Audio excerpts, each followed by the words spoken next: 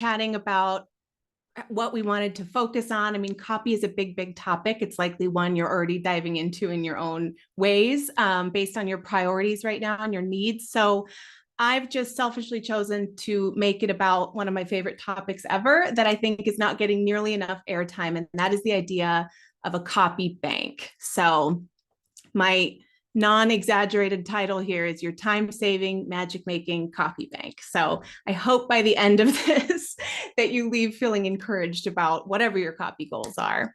But yes, my brief little intro here is that I'm Michaela. I'm a psychologist turned copy coach. So my training is in clinical psychology. And actually, I noticed that my little name here on Zoom, I was most recently on a Zoom call wearing my psychologist hat. So I don't normally like have the full alphabet soup behind my name when I talk about copy. Because frankly, I believe copy is something that anyone can hone their skill at, and anyone, yes, can actually learn to enjoy. So my promise here is that I help small business owners bring more of their in-person magic to their online presence. Because yes, ultimately you want to attract more of your people, but what so often happens is that we're stellar when we're doing our thing, when we're actually coaching or teaching or whatever our actual role is in our business. But then something gets lost in translation when we try to replicate that magic online. And given that in 2022 and beyond, online is where most of that happens, it's really important to build up our self-efficacy around this skill set. So my not so secret agenda for today, I'm going to get into that in a minute. But first, I would love to just learn a little bit more about you. So I've got a few questions for you here. And I don't want to shake up the membership norms. However you normally do this, feel free to drop answers in the chat. But if you're just like dying ever to have your voice heard, go ahead and unmute yourself and share that way. So I'd love to know. To do whatever you guys want, by the way. Cool. I'd rather just talk instead of type. Let's do that. I make handmade all natural soaps and skincare products. I've been doing that for over 20 years, and I sell online and to a few small boutique type stores. So fabulous, Susan. Thank you. Oh, and I do a blog, a weekly blog. So yeah, copywriting is definitely of interest, as well as product descriptions. Excellent. Okay. And Emily or Angela, feel free to unmute or type your answer in the chat. Totally up to you, but we'd love to get 100% participation today. I'll talk. It'll be a lot easier than typing. Sure thing. I'm Emily, and I'm a I'm a show website designer and brand strategist. Brand strategist. Try to say that word right. Excellent. Angela, I don't know if you're furiously typing or if you're going to unmute, do whatever you feel comfortable doing, and we can go ahead and move on. Yeah, I'll just kind of. I just unmuted. Hi. Yay! Hi. I don't have my video on because I'm driving. I'm sorry. No, don't worry about it. Right now, I really want to learn about copy for things like Pinterest, because I'm heading up a big project for my husband's boss, opening a Pinterest account for them. And so I think that's where I'll be using copy primarily for a little while, for the foreseeable future. That's great. Thanks, Angela. And I'll share more in a minute kind of about where we could potentially go with this today. But one of my favorite things about a copy bank is that it can kind of shapeshift and be whatever you need it to be. And it's all about repurposing. And so chances are, if you have a goal to be working on a Pinterest account or whatever else your goal is, blogging, product description, it can feel like you need to just generate that copy out of thin air, but actually there likely is already some copy that you've created or that you can find somewhere that can be harvested for those purposes. And so that's kind of where all these roads cross and meet at the copy bank. Okay, so the next question is, complete this sentence. It's just a little fill in the blank. If you want to make a face instead of like saying a word, that's fine too. When I think about writing copy for my business, I feel blank. Jen, I heard you loud and clear. How do we feel? Not sure where to start. Yep. So kind of stymied, stuck. This is a very Overwhelmed. Yep. I would say these are universal descriptors. I was going to say overwhelmed too, but Overwhelmed. Yeah. Yeah. We'll come back to that for sure. Thank you. So on a scale from 1 to 5, how familiar are you with the idea of a copy bank? Or I guess it's not a true scale because I've given you little anchors here. So a 1 is like, and you could just hold it up if you want. 1 is a copy, huh? Like you've never heard of this idea. Okay. Susan, I'm coming in hot with new terminology and you thought you were just getting some great education today. 2 is I think I've heard of it. Maybe 3 is I'd like to start one. 4 is I'm already in there using one. 5 is some answer I haven't thought of. So let's see. Jen is a 3. Okay. Like to start one. Emily is a 1. Okay. Well, great. Well, then I definitely we'll do some kind of foundational, here's what we're even talking about with the copy bank. Okay. So back to my not so secret agenda. I'm going to talk about why use a copy bank. I'll briefly define it, but spoiler alert, it's not rocket science. Real life copy bank love stories, which is really just my trumped up way of saying like examples, like real life social proof from actual business owners who are using a copy bank. And then if we've got time at the end, I'd love to kind of put you in the hot seat, take the heat off myself. This is, after all, the Pinterest Strategy Academy. I want, based on what we've talked about this hour, for you to tell me what you think the opportunities are for a copy bank and Pinterest and how they can work together. And obviously, like I'll throw in my own ideas too, but. Okay, so first up, why use a copy bank? So for those of you who are like just learning this term for the first time, a copy bank is something that I think is like, I've called it the most powerful writing tool that no one's using, meaning even people who have heard of it are like, yeah, but I haven't actually made one yet. Like I'm on board with the idea, but I haven't actually made one. And the real idea behind it is that it is just a repository of words for your business. So you might know it by other names. You might have, for example, downloaded a free or paid template for a content organization system, some kind of like a content bank or a spreadsheet where you can keep social media ideas or keywords or whatnot. You might also know it as the horrendously messy collection of notes on your phone to yourself. You might know it as a series of screenshots you've taken of ideas or inspiration or comments you've seen online. You might know it as feedback you've gotten from your audience of content you've created that's resonated. And you're like, oh, maybe someday I should circle back and do more of that because it seems to have struck a nerve. A copy bank is really a place to house all of the work you're already doing. And that is, if you take nothing else away from this, I want that to be a shift you make for yourself, that you're already doing the hard work if you are communicating in your business. A copy bank is just a really solid storage system and a way of using it to help yourself out in your business. Okay, so when you think about your business, I've gotten to hear a bit about what you each do, and you start to think about all the different action items when it comes to writing. So all the different pieces of writing you have to do on a daily, weekly, quarterly basis. What kinds of things spring to mind for you? So we've talked already about blogging, some product descriptions. I mentioned social media.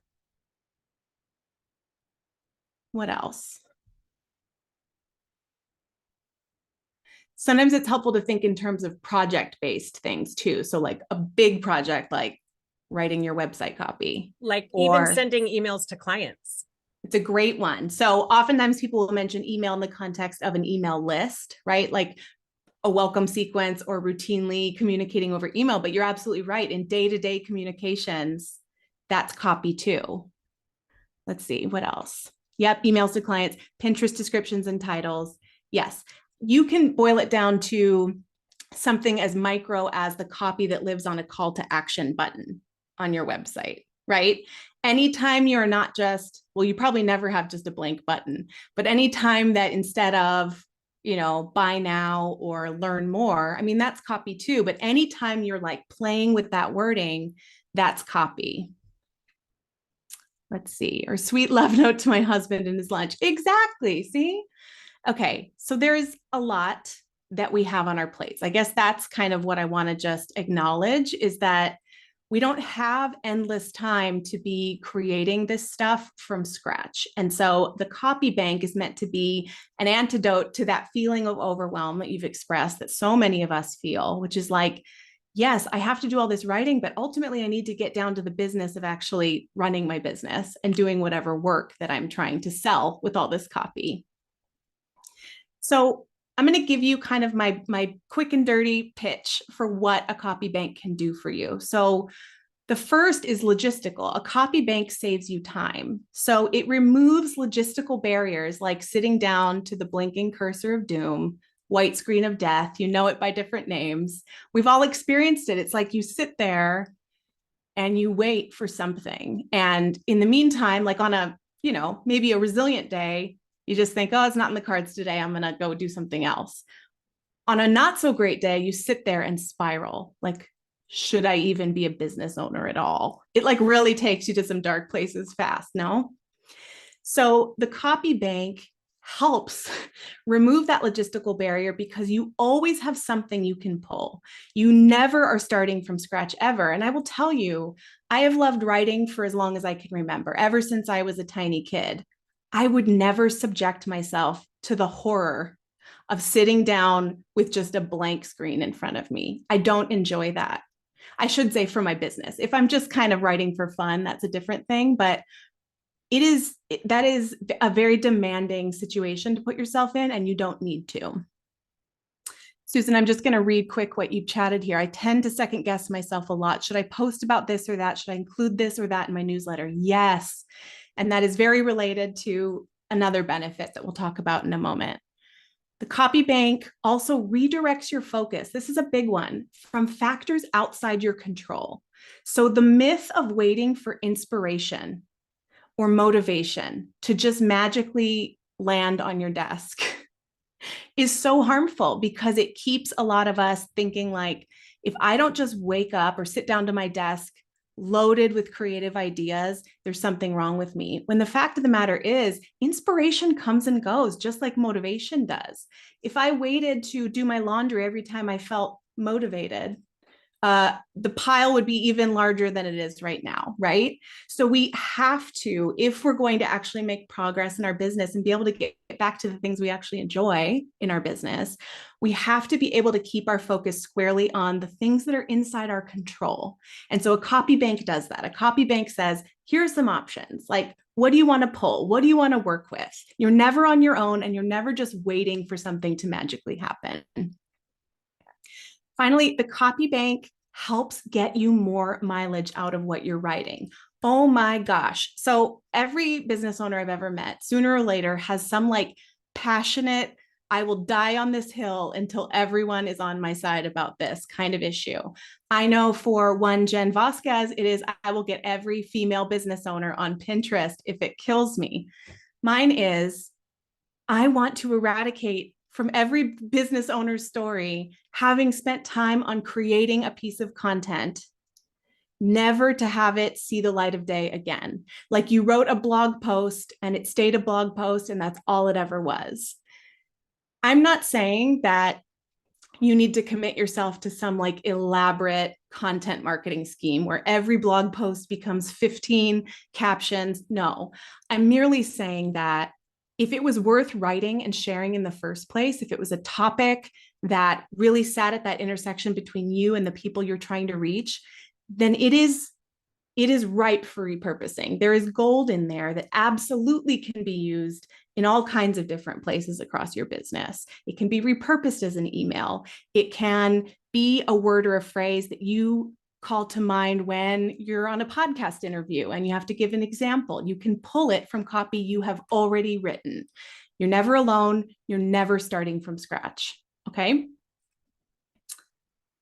All right. Before we get to the next benefit, can we just talk about perfectionism for a moment? I'm a psychologist, so I need a verbal, I need consent before I like dive us into this triggering. Okay. Yes. What kind of perfectionist are you? And I have given you the option to say that you're not a perfectionist, but I have this little working theory that like perfectionism exists on a continuum and we're all just sort of troubled by varying degrees of it. So what kind are you? Are you like, done is better than perfect. I'm fully healed. This is not a struggle for me. I have perfectionistic tendencies. I'm in recovery. This is an active everyday struggle for me, or some other answer. I would say Jen's for three. And I would say, if I'm being really honest, Yeah. it would probably be between 2 and 3. I like bounce around. Like I know that it's a problem and I want to believe in progress over perfection. Yes. And when it comes to writing, because I hate it so much, I always err on progress. Other things will trip me up more. Right. And you know what, Jen?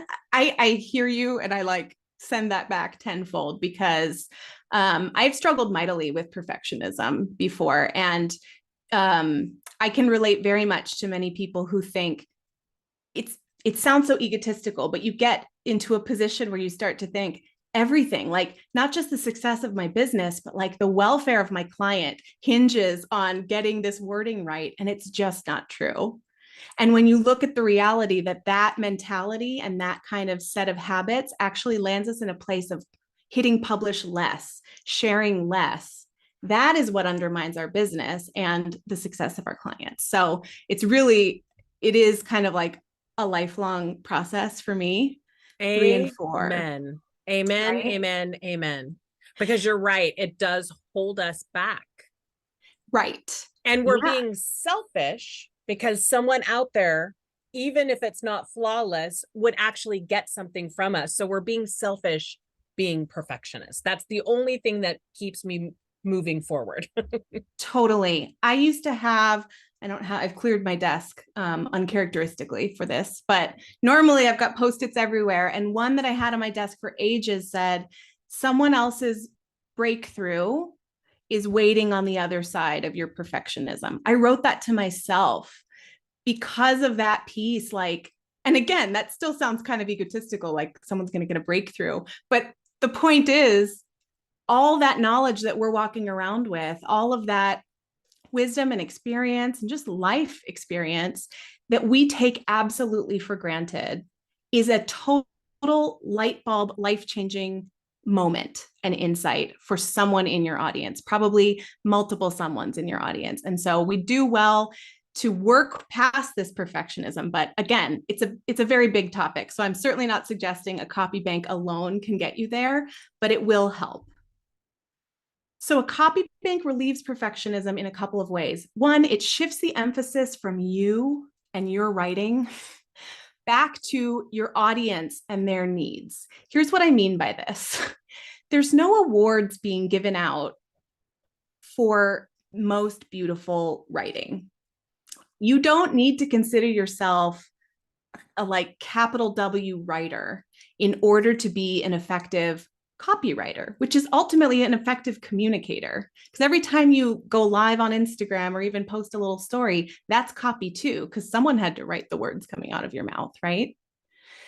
It puts the focus back on your audience because, as you'll see shortly, the copy bank is much more about them than it is about you. And have you heard this before? You can just nod if you've heard that. It's like you've heard maybe that your about page shouldn't be about you. It should be more about your client, right? Who you're trying to reach.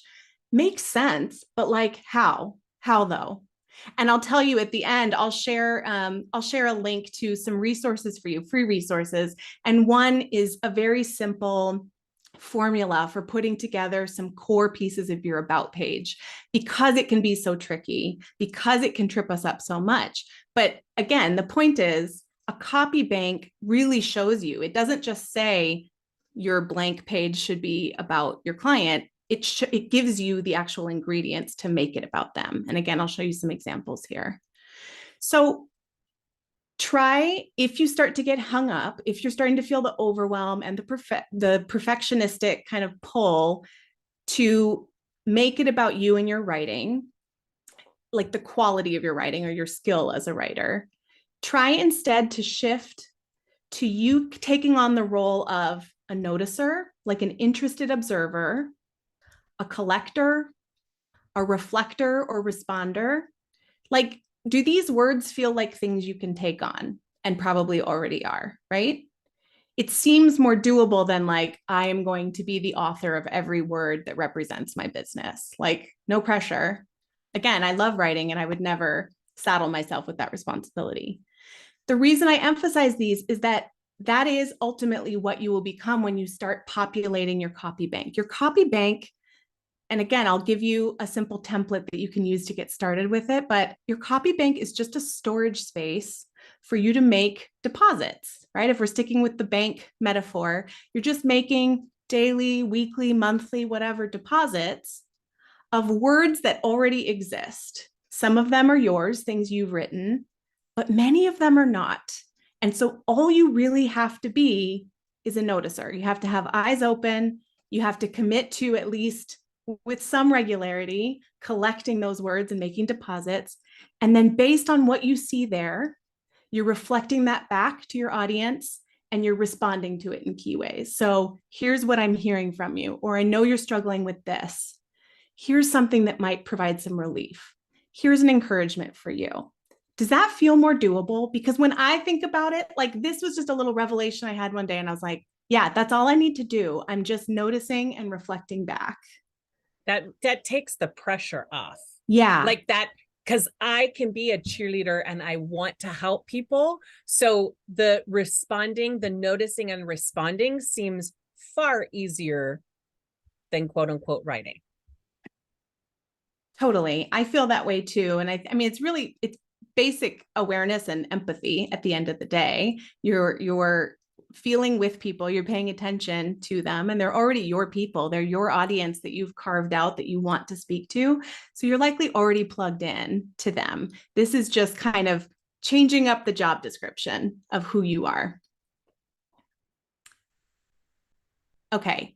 This is just another little metaphor. Sometimes it's helpful. So I mentioned, there's no prizes being given out for best writer or like most beautiful writing. You can think about it kind of like fragrance. I don't know. I actually don't wear perfume, but you can think about it like a fragrance. You can think about it like a candle or essential oils or something in your home.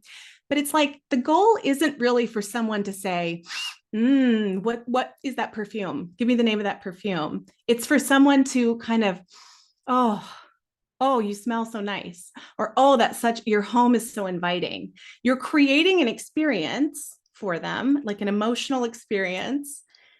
And the fragrance is the vehicle. Same with your copy. It's not actually like, oh my gosh, Jen's website, I could read her copy all day. It's the most beautiful copy. It's like, no, she said the very thing I've been thinking. She made me feel less alone. Based on what she invited me into, I'm gonna go do that thing. Do you see the parallel there? The copy is just the vehicle. Okay. I'm getting all heated about this, but I just feel like people talk about writing like it has to be so precious, and it doesn't have to be. Finally, your copy bank builds client intimacy. So think of your copy bank, and I know we've already started to talk about it this way. It's a market research tool.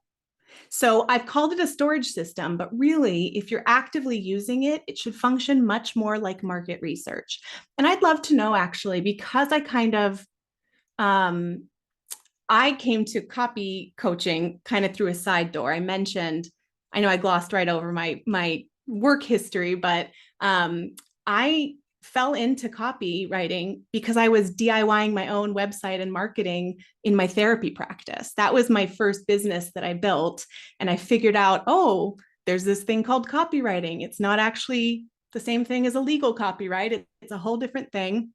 But because of that, I'm very aware that, not everyone has the same process they go through in their business. So it's not like you go through step 1, 2, 3 of market research. Some people that I've encountered, some business owners, have gone through some sort of a process, either with some kind of training they took or maybe a coach they worked with. Others are kind of like, My market research is scrolling on Instagram and just seeing what I can see. So I'm curious, have you done or are you doing market research, what you would consider market research?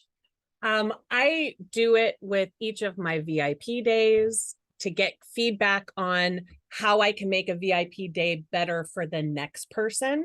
Right.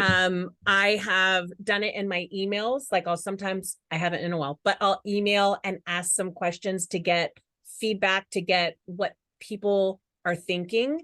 And sometimes I'll contact my business friends to ask them to give me insight on when I was looking for words to evoke on my website and things like that. I'll go to my business friends to say, when you think of me, what are your thoughts or whatever?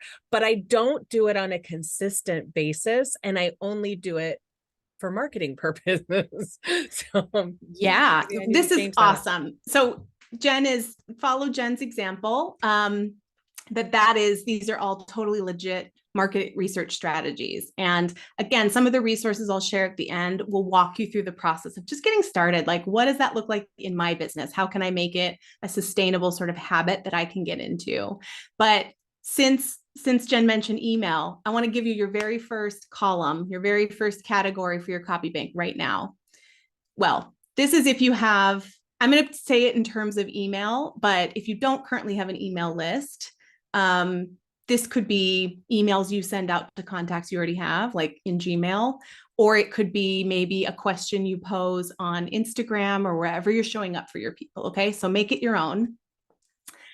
Here it is.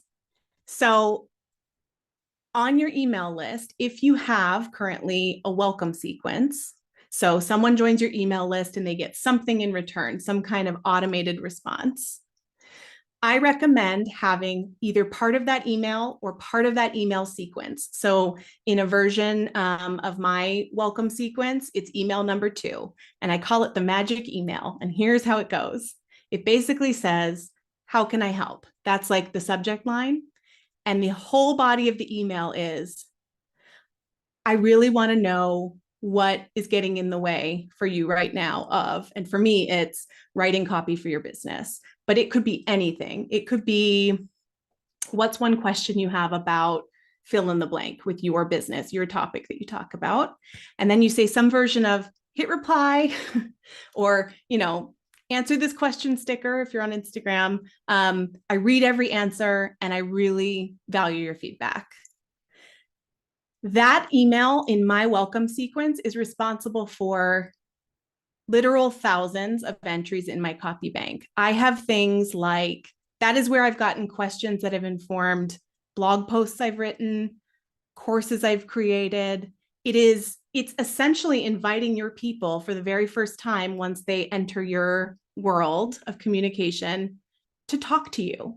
And that's really what a copy bank is designed to do. It's designed to be a driver of conversation between you and your audience, because in addition to all the other good relationship building things it's going to do, like it's going to help train them to respond to you, it's going to teach them that you care about what they have to say, it's also going to populate your copy bank with topics, with actual words and phrases. You'll get to know not just the content of what they need from you, but you're going to have the actual words they use to describe it.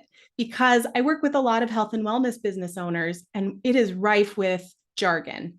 And by the time you emerge from your training and you start a business, the words you use for different things are not necessarily the words that your audience is using. It is invaluable to have the words that they use. It's gold, really. And so do some kind of a version. Let's see. Susan says, do you have a slide for that? Yeah, I'm sorry, Susan. I just thought of that one on the fly based on what Jen said, but I can repeat it. We're going to have these notes that I'll put on the video, but you can also repeat it again just to help. Sure thing. Yeah. So again, I'll put it in terms of an email, but you can make it your own. I have an email that's automated that goes out to everyone who joins my email list that says, how can I help? That's the subject line. And then the body asks a version of the question, what are you struggling with right now? Hit reply and let me know. And then what I do is I have it automated, but basically all the responses that come through get added to my copy bank. And how do you automate that? I'm sorry. How do you I'm sorry to jump in, but I No, got no, really no. excited. Yeah. How do you automate like grabbing those answers and sounds like putting it in Yeah. the copy bank? So right now I actually have it set up with like a Zapier, a Zap. It's a Zapier? third-party Yeah, tool. Yeah, Zapier. Zapier. I Yep. know it's called Zapier because my friend is the creator of it. Amazing. Yeah. And so she's like, Zapier will make you happier. I'm like, oh, I get it. Now I'll never forget that. That's good copy. I didn't know you could use a Zap for that. That's insanely cool. Yeah, so I use it, I connect it to Kajabi, which is that's what I use for my email marketing. So I'm not sure what opportunities there are with other email clients, but frankly, like that's something that is pretty easy just on a regular basis to comb through and collect. Yeah. For sure.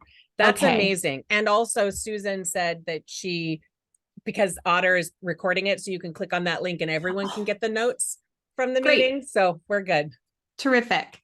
Can I Again, ask another on the Kajabi? I use Flowdesk, but I mean, if you're linking it to your email, I don't see where at least Flowdesk wouldn't collect it. I mean, should I like maybe set something up in Google Docs or Dropbox or something like that to where it just collects all those and then I could pull from those to use them wherever I wanted to use it? Absolutely, Susan. Okay. So the example I gave asked them to hit reply, but probably an even cleaner solution would be click this link and then it goes into a form. Actually, that's if you use the Google spreadsheet, it will actually log all the answers as well, which is kind of nice to have it all in one spot. Absolutely. And bonus points if you end up housing your copy bank in a Google spreadsheet, it can all live in the same place. So yeah, great idea. So yes, it deepens your understanding of who you're speaking to, what they're dealing with, the transformation you provide. And so again, a lot of these are helpful when you have specific examples, but there are frankly so many examples of categories that can go in your copy bank that I'm really just going to encourage you, if you want to start with this, to when I share the link, go ahead and sign up for the resources. They're all free and it'll help you get started with this and think through some categories that make sense for you. But things like collecting feedback from professional peers and friends, like Jen mentioned, or any kind of offboarding or wrap up process you have with your clients, or when you're collecting testimonials, taking note of specific words and phrases, not just for the purpose of sharing a testimonial. When you include it in your copy bank, it's just text. It doesn't have to, we assign meaning to these things like this is my Instagram bio. This is my website about page. This is my product description. This is a testimonial. It's all ripe for repurposing lots of different ways. And a copy bank just helps you start to see it that way. It's like, I can pull this out for any purpose. And so when you're getting a testimonial, know that that's essentially copy that describes the transformation that they've experienced. That can be pulled and used any number of different places. What's cool about that too is oftentimes we make some assumptions about what our ideal clients are struggling with. And sometimes it's a huge shock to get that actual feedback. So I think instead of going off in the wrong direction in your business or launching a different service that you assume people need, this is a great way to gather that information. Thank you so much. Definitely. Absolutely. And again, a lot of it comes back to perfectionism, is that we think I need to privately on my own secretly like guess at what they need, when really you can just ask. So I think I have an example to kind of illustrate that. Yeah. So I want you to shift from asking, how can I write copy that'll spark a conversation, right? Because whether it's a conversation with us, like we want them to book a call with us, or we're on social media and we want engagement, rather than asking ourselves, how can I write copy that'll spark a conversation? I want you to shift to thinking about, how can I get curious about conversations that are already happening? So for example, feedback we've already gotten from our clients, their answers to that, how can I help email, some other strategies that we'll talk about. Once you adopt that curious observer, collector, reflector role, it really takes the heat off of you. You don't have to guess anymore. You just have to pay attention and or ask. Okay, so here's my little, I'm not going to show you like a slideshow of my life, but this is just an illustration here. I am a stepmom, and this is now a couple years old photo of my very sweet teenage stepsons. And we have a great time, and I love them, and we all know each other really, really well now, 10 years in. But once upon a time, they were just two little kids who were freaking obsessed with Star Wars. And I, other than having seen the original Star Wars, not so familiar. So if you've ever talked to a kid who is very passionate about something, there's like an intense pull, especially when you're a new stepmom, to like get caught up on the lingo. It's kind of like when there's some new trend in business. It's like, oh, one more new thing I have to learn, right? I could have done my homework. I could have gone down like a rabbit hole of trying to learn every possible thing about the Star Wars world so that I could impress them. But if I did that, I would run myself ragged when I could be using that time in better ways. I run the risk of getting it wrong. Like it doesn't quite land. I use the wrong name. And then I'm exposed as like kind of a fraud, or it just doesn't quite connect in meaningful ways, right? Instead, you can just take this approach of, I can tell this means a lot to you. You mean a lot to me. So I'm all ears. Tell me everything. And so I will tell you that with those little boys, by just humbling myself and being like, educate me, they will share everything. I mean, again, with kids, you know this, they will share everything you've ever wanted to know and then some. And all I had to do was be an active listener, sponge up what they were telling me. And then as it made sense, reflect like, oh yeah, well, I know this is his favorite episode, or I know that this character he's not so sure about. And I know this wonky name of this planet. And you just drop choice pieces of words and phrases that create that connection and let them know, oh, she's hearing me and she cares about what I care about, and we're communicating. So it's a silly example, but sometimes I think real life analogies like that are helpful to really solidify. That's all you've got to do here. So as you're thinking about putting together your own copy bank, I'm going to give you some examples for places that you can start. Places you can start to mine, your online space and your business and start making some deposits. So the first is in your work with clients. So any inquiry emails you get, form submissions. I'm not sure what the workflow looks like where people come into your business, but any of that is ripe for pulling copy. You can think about themes that come up on consultations and discovery calls. If you've ever had the feeling of, God, if I get that question one more time, or like, why do so many people wonder this? That is the universe. It's like a neon flashing sign going, that goes in the copy bank. Take note of that, because that right there is a frequently asked question that can become a major nerve that you touch on in a good way in your content. That could become like the main topic and promise of a new offer or product that you create. There's so much there, and it's already happening. You're already answering those questions over and over again. So I'm going to give you an example. These are some consultation call questions that came up for a client of mine. I've got some therapy examples. I like to theme out my examples based on different things. In September, I mentioned my background's in mental health. September is Suicide Prevention Awareness Month. And so I've been rolling out a lot of like my therapist examples. So that's what this is here. But this is from a therapy practice where this person worked with couples, this therapist. And as we were working on the copy for her website, she went back and jotted down a bunch of the frequent consultation call questions that were coming up. And these were just a few that we highlighted. One is it okay if we're not 100% sure we want to stay together? He's up for trying, but some days I'm ready to walk out the door. We need help deciding what to do. And we don't want to make a hasty choice we'll regret. These were consultation call questions that she's like, they all kind of fit together and they're not represented currently on my copy for my website. And so by taking quite literally words and phrases from these verbatim questions that she'd gotten on consultation calls, we created this section of copy on her website. It's a whole category of service that she offers. Ambivalent couples, listen to the actual words. You're not sure if couples therapy is right for you. Not even sure if you want to be a couple anymore. Even with one foot out the door, that is ripped. That is plagiarized directly from consultation call questions. Something inside is telling you there might still be hope. Whether you choose to work on your relationship or choose to part ways, we're here to guide you through the process of making a thoughtful, educated decision.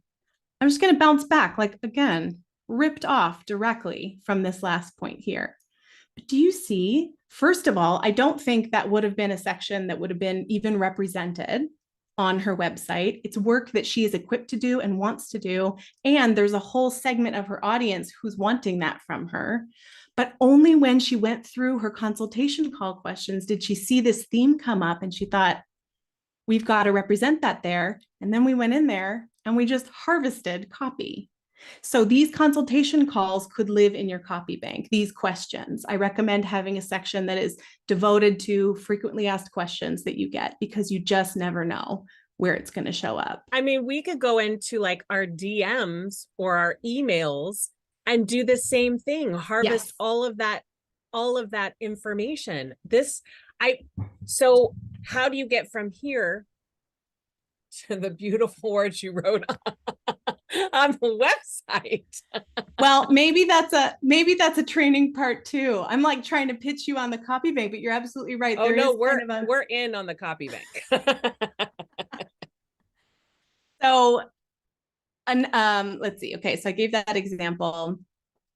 Here's another example. So also from a therapy practice, in the intake and onboarding paperwork, this therapist asked, what feels scariest and most intimidating about starting therapy? And this is one answer. I'm not afraid of putting in the work. I'm afraid it won't produce a shiny before and after picture. How real is that?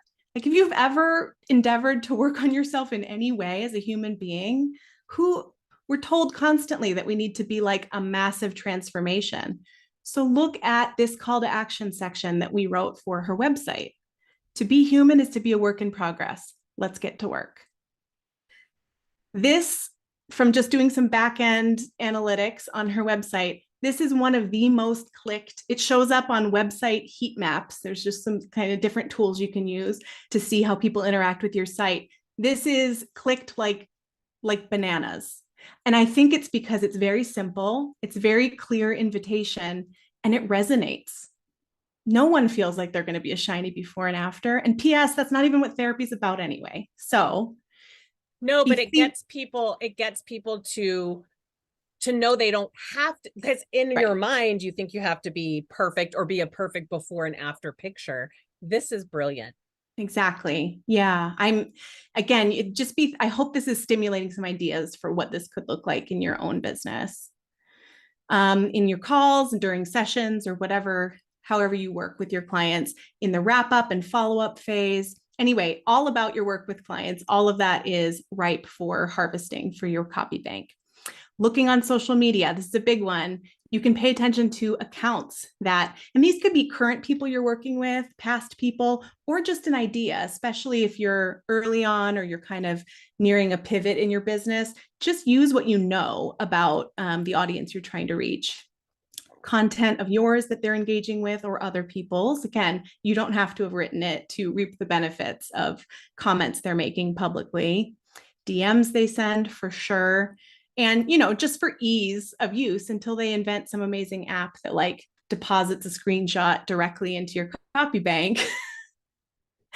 I keep just a folder of screenshots for this purpose of DMs.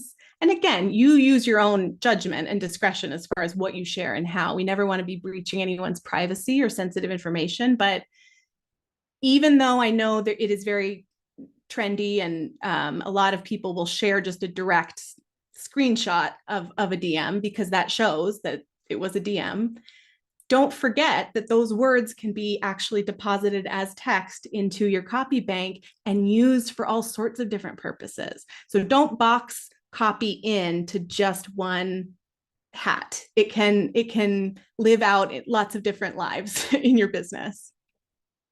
And then if you ask a question or a poll on social media, responses that people share. I know they disappear after a little while, but just do your best to take note of them when they do come through. This is one example. I had a client ask a question in her stories. What's kept you from booking a call? This is another therapist. She asked people just in her audience, like, if you've thought about therapy, but you haven't booked a call, what stopped you, either with me or with another therapist? And this is what she wrote back to me. I'm sorry, this isn't labeled very clearly, but she wrote back to me, this is so helpful. Thank you. I went through the poll responses and most common were not ready to get started with therapy yet, and forgot the name and URL of her practice and couldn't find their way back. So just think for a minute about what you would do with this information. She knows these are the 2 reasons that people don't book a call with her. I would be like, I know that you may not be ready to get started right now, but XYZ. Oh my gosh, that's so good. I never thought of that. So Jen, you teed it up beautifully. Here's what we did. We created a little exit intent pop-up. So when someone's on her website and starts to migrate away, this pops up. Not up for therapy just yet. We get it. Let's stay in touch till the timing's right. That's an exit pop-up? Exit. Yeah. And so I know there's different ways to I'm gonna configure. totally do that. That is on my action item list right now. Anyone can do this. It's like, not ready for amazing bath care items yet? First of all, why not? Second of all, let's stay in touch until you are. It can be any business whatsoever. But again, yeah, this is where you need to use your common sense. We wouldn't want this pop-up to just come up the minute they come on the website. They're like, no, I'm trying to book with you. But exit intent just very casually makes this pop-up appear when they're about to navigate away from the site. And she's found it, her follow-up feedback is that it's been functioning really well. She's retained a lot of people that might otherwise bounce, literally and figuratively, from her practice. So does she have a different funnel that they go into if they click on that link versus, I assume she has other sign up options on her website where like they come initially and decide, oh yeah, I want to be on your email list. Is it a separate funnel for the people that start out on that versus the people that sign up here on the exit one? Yeah. So interestingly, when she first launched her site, this was her only, she had just one email list. And so I think what she had was on the automated response, she did use a poll where she had people self-select, yes, I want to get started, in which case then, yes, they got funneled into a different welcome sequence versus no, but please keep me, let's stay in touch. In which case I think then they'd go onto her regular broadcast where weekly or bi-weekly, she would be sharing some educational information. Yeah. Okay. And then, I can yes. see that working for you, Susan, FYI.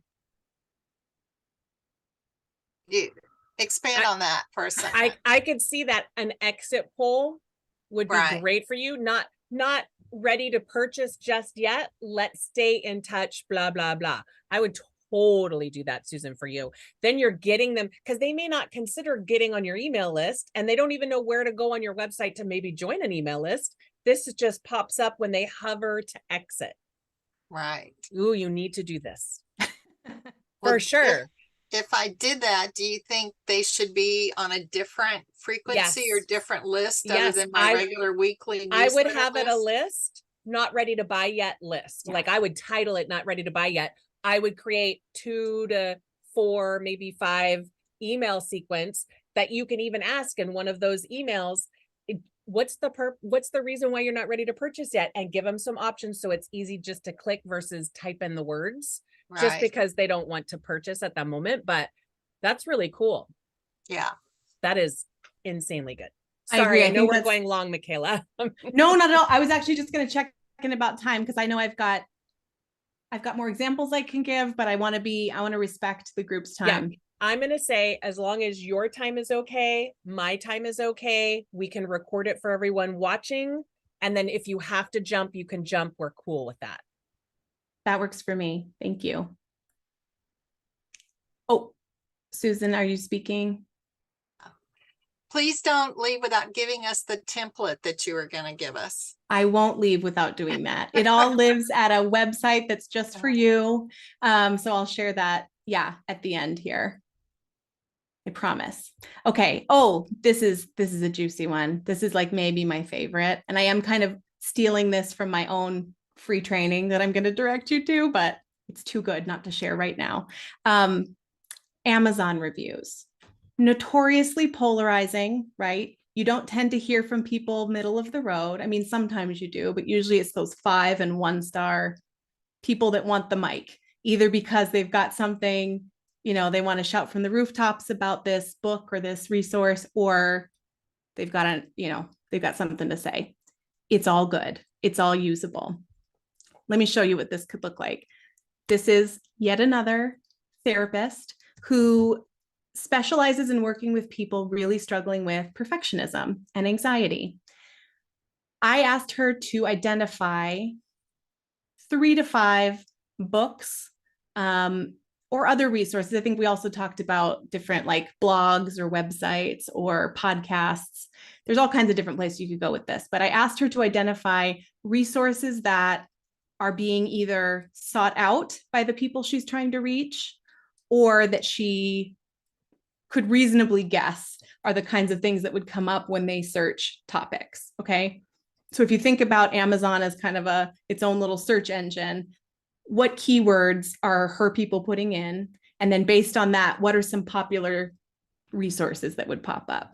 And then I told her to set a timer so she doesn't go too far down the rabbit hole, get herself something to drink, and just start scrolling and reading the reviews. And what you will get, I'm telling you, yes, you have to sort through some stuff, but it is a gold mine. And so in this particular case, one of the many, I mean, we had a very large Google Doc with just her own, what she pulled from these different reviews. But this is one piece right here. So often we feel, this reviewer said, that if we're kind and compassionate toward ourselves, we will become lazy. So this is someone who is responding to the value that they got, right? 5-star review of self-compassion. And she's essentially reflecting back. So often we feel, right, that when we try to follow advice like this, we'll become lazy. So it's not a complete thought, because she's obviously moving into something else that she's going to say about how this book changed her mind about that.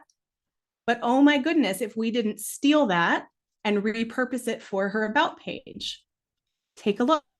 You don't have to struggle in order to be successful. It doesn't have to be that hard.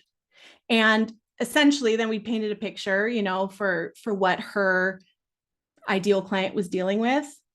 But it's basically speaking to this piece of it's not lazy to experience ease. You can have success and not have to run yourself ragged for it. These things are not mutually exclusive. You can have both. This is a central theme and value of Carolyn and her practice. And so it had to have a place on her website, but we would not have landed. For sure, we wouldn't have landed on those exact words had she not put in the time to just do some research, see how people are putting this in their own words. Do you see? Okay. So let's talk about your copy bank and Pinterest based on what we've talked about so far. Can I interrupt again? I'm sorry. Of course.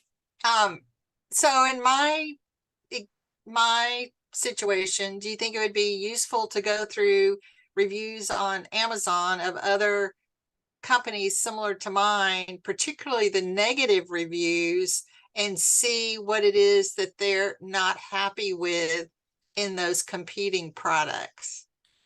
100%. Ways that I could fill in and serve. Okay. 100%. And I mean it, Susan. So like that, I think that's probably one of the very richest places you could go. I think you're going to learn a lot. And like a slight riff on that is oftentimes when you're in a service-based business, so I'm sticking with the therapy example, you know, oftentimes people will come to a particular therapist having tried out therapy a few times before, and they often will share what led them to keep looking, you know, and it's very helpful, not just in terms of relationship building, like I care what your experiences have been, but just keeping your ears open. It's like, okay, this is really helpful to know where the misses were, because with thin that mist. It's not about this business is bad and mine is good or anything like that, but it is about opportunity. Where there's a gap, where there's a discrepancy, there is ample opportunity for you to bring your own unique value, and you do well to capture that and communicate it. And so, yeah, I think that's a fantastic idea. Also, Susan, you have a lot of amazing reviews. I would dig through all of those reviews to pull out the parts and pieces, especially things that are a theme that Yes. will really resonate with people on Pinterest or your website or wherever. Okay, that's a good idea. Thank you. Absolutely, that's true. And the themes often aren't the things that we would think about. Oftentimes, and I'm not presuming that this is true for you, Susan, but oftentimes people will, just by doing this kind of research, will start to see that actually perceived weaknesses in them and their business are actually like unique value propositions to the people that they're trying to reach. So one example, I mentioned I kind of came into copy through the side door. I'd been DIYing my own blog posts, my own website copy, emails, all of that. When I finally realized, like, oh, there's this whole world online of copywriters, I got a little bit of an inferiority complex because I thought, oh, these are real copywriters. Like, they have amazing vocabularies. They're so quick with all the pop culture references. They're so cool. They just seemed like the cool kids on the internet. And I thought, I'm anything but cool. And I'm just trying to keep up in putting words together for my own business and blogging, sharing what I'd learned. Here's why I bring this up. When I started paying attention to the positive feedback I was getting from folks who actually worked with me on their copy, they valued the fact that I wasn't a copywriter helping health and wellness professionals with their copy. They appreciated that I was a health and wellness professional who was writing copy for her business. They appreciated the fact that I was coming in with research experience. If you can't tell, I'm all about the research. I think that's where like the bulk of good copywriting starts. And so I guess that's all that to say that whether it is a glowing review or even something that you yourself have thought, well, I don't know, that like I maybe need to improve upon this, there's opportunity there to really see how your people feel about it and to use that in your messaging. Okay. So, go ahead. Thank you so much. I appreciate that. Yeah, absolutely. So, I mean, I guess it depends where I find it and what it is, but I mean, I'm thinking some of this would go like on my about page or home page or things like that. So maybe category pages type of thing. I would consider pins as well. Right. We want to use different copy for Yes. each of the pins going to the same place. You could just ask a question or answer a question right on the pin as well. But I'm sure And that's a Michaela great will segue to what take she's us. got right here on her slide. And what I have on my slide is all I have on this, because as I said, I want to put it on you. This is the Pinterest Strategy Academy. So I want to know, here's how I'm going to tee it up for you. I would argue that all of these things fall under this category, but Pinterest especially, because Pinterest, while everyone and their brother talks about it like it's social media, we all know by now, she's a search engine and she's a robust one. So what that means is you not only have the opportunity to mine your copy bank for bits of words and phrases that you can use on Pinterest, you sure as heck can be using Pinterest to populate your copy bank. So they go together like PB&J, or for nut allergies, sun butter and J. They go together beautifully. What's that? Peas and carrots, according to Forrest Gump. Exactly, peas and carrots. Okay, it's like Jenny and Forrest. They complement one another. And again, there's this real, not so secret theme in what I'm talking to you about here of a feedback loop. So it's about bidirectional communication and it's cyclical in nature. So rather than stressing about writing perfect copy, whether it's in a caption or on your website or an email or a pin, whatever, you do your best to put something together, then you release it to your audience, and then you pay attention to how it does. You pay attention to questions that come up, all the analytics that you're tracking. And then you use that information to go back to your copy bank and make tweaks to highlight boy, this one really seemed to resonate. Could I set a timer for 10 minutes and write 5 variations of that same idea? So that's one way I like to use Pinterest. When I'm going through, I've baked it in just into my monthly when I'm updating my analytics on the back end of my Pinterest account. I will then look at my top performing pins and I'll look at everything. I'll look at the title, obviously the topic, the content, but the title, the pin description, and then I'll set a timer. It doesn't have to be long. I'll set a 20-minute timer and I'll generate as many different variations on that as I can. And I add them to my copy bank. So I will tell you right now, I know you've gotten loads of resources from being part of this membership. You can and probably should, if you're going to create a copy bank, merge that information so that it lives all under one roof.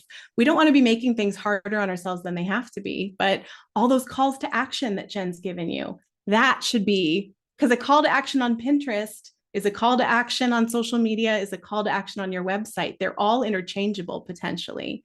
And so just getting in the habit of tweaking based on what you're noticing. What else? That is amazing, because instead of going pin by pin, blog by blog, you're creating this copy bank that you can just rinse and repeat, use them over again, different pictures, different colors, different whatever. And the biggest problem that people have is time when they're doing any kind of marketing. Right. This saves a tremendous amount of time, but not to mention the headache, right? So I'm already going to go on my competitors on Pinterest and look at all of their pin titles and write them all down in my bank. You can use it so many different ways. I was just talking with a client who she's a student in one of my courses, but she's currently using Tailwind. And she said that she's stopped using the communities function of Tailwind for what it's intended for. And she uses it exclusively for market research at this point. She pays attention to which pins are floating to the top over and over and over again. And she takes note, obviously not word for word. You're not wanting to wait. Again, keeping the focus on factors we can control. You don't wait for a perfect pin that's on your same exact niche and topic, because then it's tricky of how to make it your own, right? Instead, you pay attention to, gosh, what made me lean in to read that? What made me chuckle at that title? I do this a lot with, I know we're talking about Pinterest, but I do it a lot with email subject lines. I think, now what made me click that one? So I'm already doing this in my notes section of my phone and screenshots. When I get an email that makes me want to open it, I screenshot it or type it in my notes, but I'm not doing anything with it. So this way I can actually have a copy bank that makes me go to that every time I'm creating an email or creating a blog post or creating a pin. So smart. Absolutely. See, but again, Jen, I just want to emphasize, you're already doing the hard work. This is just, you need a system to actually use it, because what I would love to see is that once you've created a copy bank, to have it be a document, like a living, breathing document that is open, doesn't have to be open all the time, but anytime you're going to do a thing in your business that requires writing, you pull it up, because who knows what's going to catch your attention. Susan, I see your question. I'm going to get to it, but before this thought leaves me, I have to tell you, my other hill that I will die on if it kills me is taking an eco-friendly approach to your copy. No copy you've ever written, no matter how crappy, goes to waste. So in your copy bank, here's your second category. If you do nothing else, you've got your email one. Have a graveyard, that's what I call it, a copy graveyard, where everything that you pulled out of a draft and it just didn't make it, or the part you deleted from your caption, or even something you wrote and sent or shared and it flopped, put it in your copy bank, because you just never know. You never know what might be usable in the future. Okay, Susan. Maybe you're going to have this in the template. I don't know, but I guess one of my big things is always organizing content. And so how do you suggest organizing the copy bank? By topic by at least your initial plan or thought that you would use it, email, blog posts, social media, Pinterest, whatever. Or, I mean, in my case, product or, I mean, so how, because part of my issue is I love to learn new stuff. I soak Yeah. up stuff, images, text, all kinds of stuff. And then it's like this huge, it's like a sock drawer. And it's like, okay, where the heck do I find that? So I knew it was Susan, there somewhere, and it takes me before 15 minutes to find it. And by then I'm like, the air is blue around my face. So Before So, Michaela answers your question, I want to note that I know from working with you that you have really enjoyed Trello, and Trello would be a perfect way, since you're already using it, instead of yes, trying a new tool, use Right. Trello. And then I'm I sure do like Michaela will tell Trello. you how to organize it or categorize it. yes, So I do like Susan, Trello. a couple slides ahead, I think I have just like some bullet point recommendations for like, here's all your copy bank really needs to be. And I created that slide. Actually, let's take a little field trip, shall we? All right, let's see. Here it is. It's very simple. I basically say your copy bank should be secure. So any client info, like addresses, anything like that, you just want to make sure that it's in a reasonably secure place, searchable, loosely organized. I say this because so often business owners that I talk to are very fixated on like, what is the best system for my copy bank? And it doesn't exist. So I just say it should be loosely organized, like in loose categories, and keyword focused, because you don't want to be reinventing the wheel, and you run the risk of reinventing the wheel if you can't search by keyword, right? Accessible. So it should be practical. It shouldn't be like, I argue like the more login situations you have to do to access your tool, the less accessible it becomes. And I know that that's there's a balance to be struck with security, but I love Trello. And honestly, Susan, the template that lives inside the free challenge that I'm going to share with you, it's a three day, but you get access to all of it all at once. So you can power your way through if you want, of setting up your own copy bank. The template that I provide is created in Trello. So it's yours to take and use. From there, it's a bit of a choose your own adventure. So I have some clients who, when they're just getting started, you'll see the template is quite straightforward. You know how Trello is organized. Some people just they kind of treat each little Trello card like a mini Google Doc. They're like, well, for now, I'm just going to put this in here. Other people, especially as they amass more entries in their copy bank, find that it just works better to have some other system. And so I have other people who will use something like Trello or Asana or a spreadsheet even.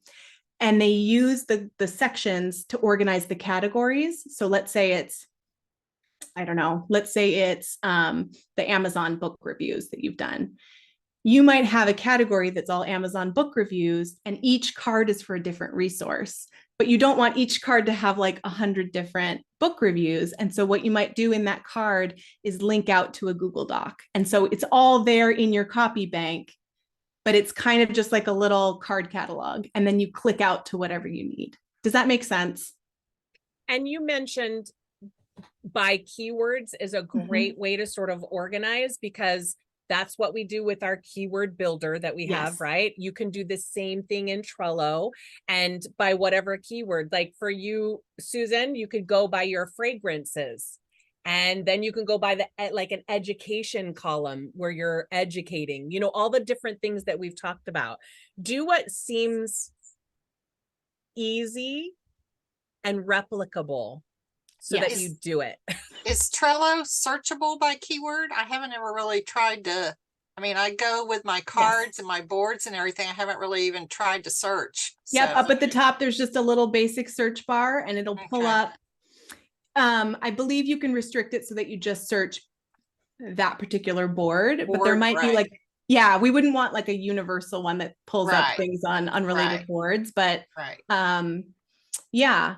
And for anyone who's listening now on the call or later, if you don't use Trello, if you're like, I'm really not interested in using a new tool, you will get access inside this free resource to be able to take the prompts and use them however you want. And so you get it in the form of a Trello board, but by all means, dump it into a Google Doc if that's what you have capacity for right now. That's what I would say, that's what most people, before I created a Trello template, people would be like, great, I'm on board with the copy bank.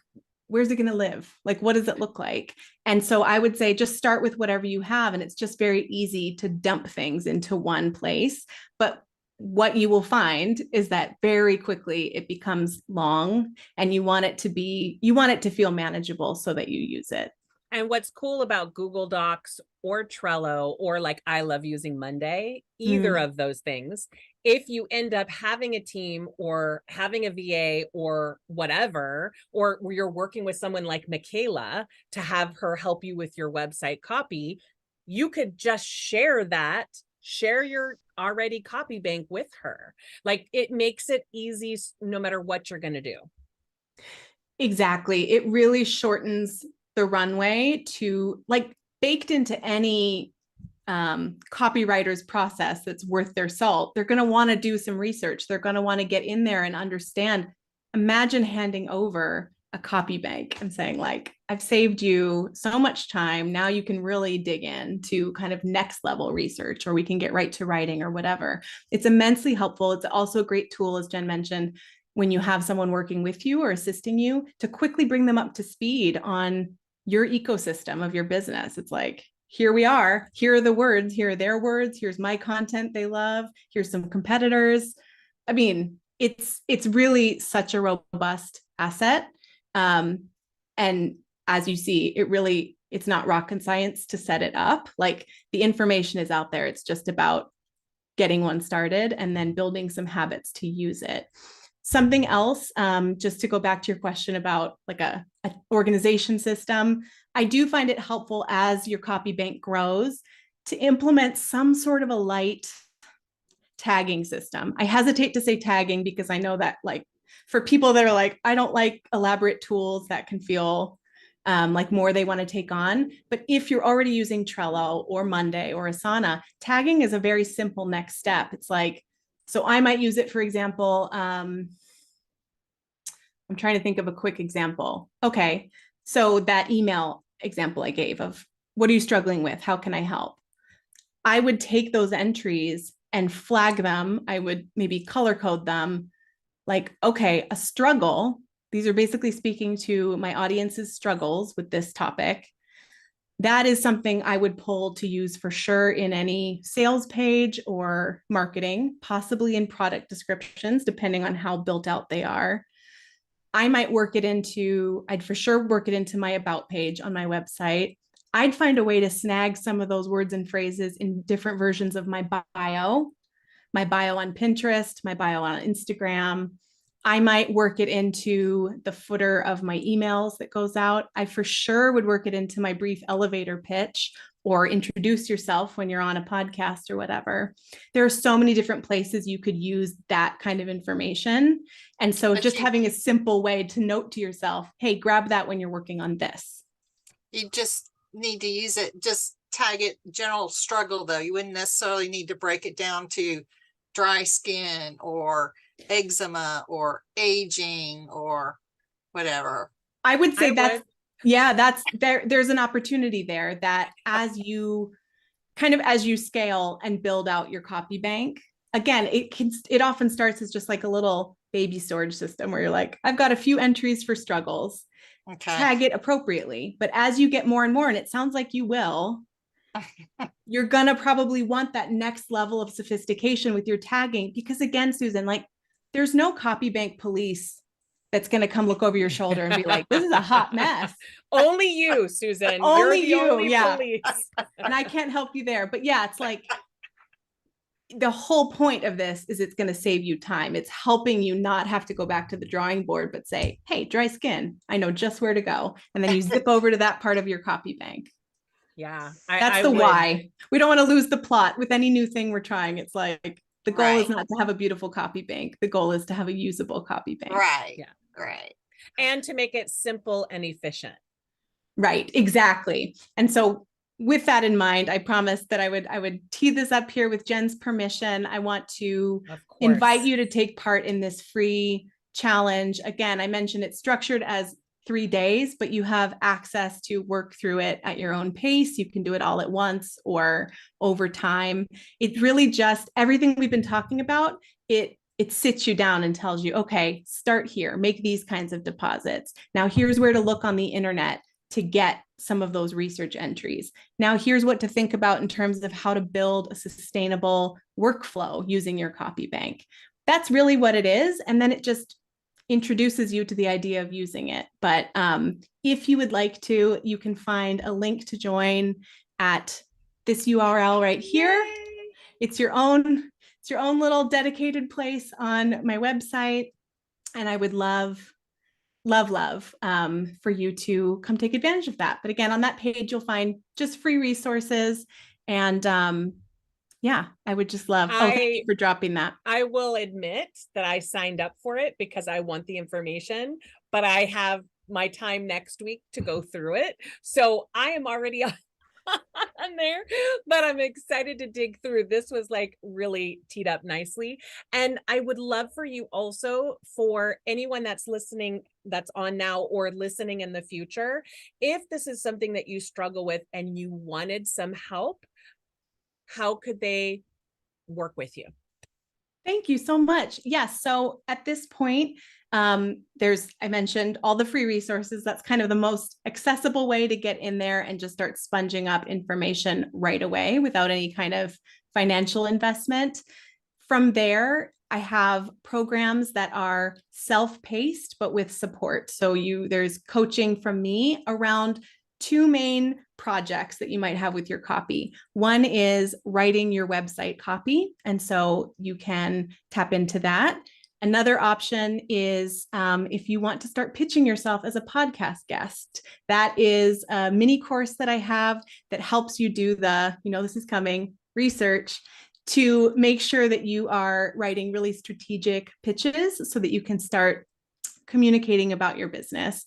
And then finally, if you love this idea of a copy bank, but you can't be bothered to start yours, you don't have the capacity, or you want some help with that, I have a done for you version of it where I essentially do all these things we're talking about for you and then deliver it to you. So those are the ways we can work together.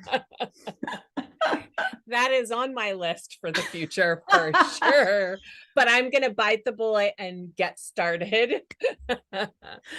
Good. That's really, I created that offer just because I know that some people really, really don't have the capacity to take it on and they would rather outsource it and pay to have support with it.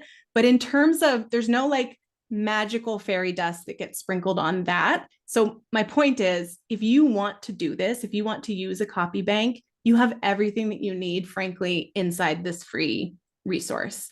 It is, I guess, my main encouragement I want to leave you with on this topic, everyone, is that when you get in the habit of using a copy bank, whether it lives in Trello or a Google Doc or wherever, once you get in the habit of starting that conversation with your audience and recording the words, it will ease the burden of being an original business owner with an original business, because it is literally impossible to have a business that looks like anyone else's once you get in there and start working with your audience's words, because it's going to be reflections in their testimonials of your work together. It's going to be their struggles that they typed out in an email to you. It is utterly personal and irreplicable. And so it really, on an emotional level, helps you communicate with more confidence when you get in the habit of using a copy bank. So that's my final little pitch for getting one started. And again, I'd love to support you. And if you would just give me, I'd love, once you get started with it, inside the challenge, there's an opportunity to ask questions and I provide support there. But I'd love to hear from you if you just want to send me a DM or something and just keep me posted on how it's going for you. And just to let everyone know, I did without the www, so I just did it with the www and it works. Oh, yeah. So that was my fault, just to let you know. Yeah. Thanks, Jen. Of course. Thank you. All right. Michaela, I loved your presentation. you really have been an inspiration. Thank you so much. So I'm going to start with your challenge and then we'll go from there. So It's my total pleasure, Susan. It's so wonderful to be with you all, and we share in common. I should have led with this. I don't know what I was thinking. I am a happy recipient of Jen's Pinterest education. We worked together in a VIP day, and so this isn't just like, oh yeah, this could connect to Pinterest. As I shared, I actively use my copy bank and Pinterest together, and so just know that even though I'm in here teaching about this, I'm with you doing it week after week. Like I have my pins that have to get created too. And so if ever you have a question about like, oh, what the heck are you going to do about this? Or what are you noticing here? I'm always here to talk about it because I love sponging up all those details too. So I might ask you. What's your handle on Pinterest? It's Dr. Michaela, PhD. Okay. Let's see. Yeah, I should have put, I think it's on the main, like Website? it's for sure on my website. And then I think it's also, how do I zip back to the very beginning? I'll get all those. I don't know how you zip that. Can you? That's a good all question. Right. I'll get it off your website. You'll get it. Okay. Yeah, but I will also, I mean, it won't be for a couple hours, but when I upload the video, I'll also do all the links in there to all the various places as well. Perfect. I appreciate that. Any final questions, Angela or Emily? And thank you so much, Michaela, for joining us and having an extended version. I really appreciate it. And I know your time is super valuable. So thank you. It's my pleasure. Sometimes I think extended version is the only version I'm capable of. That's There's too much. Me too. There's too much goodness to talk about. So thank you for rolling with it and being with me. I appreciate it so much. So take good care, everyone. Bye. Thanks. See you later. Bye.